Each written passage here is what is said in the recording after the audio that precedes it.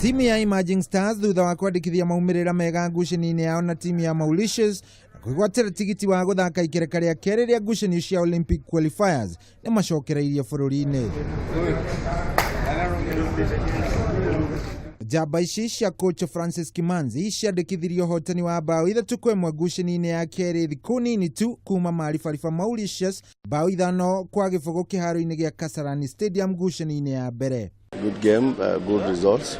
So at least ready for the next step, for the next round. But for this one, it's out. It's history now. You only have to look at what is coming in the next few months. But this one is completely over. Kenya rĩu ĩgakorwo ĩgĩcemania na Sudan kana Seychelles ngucanio-inĩ ya ikereka rĩa kerĩ kũrĩa mahota magacemania na Nigeria kana Libya, na kũrĩa hotani magathaka mbĩtĩka-inĩ cia Africa Under 23 Cup of Nations bũrũri-inĩ wa Egypt.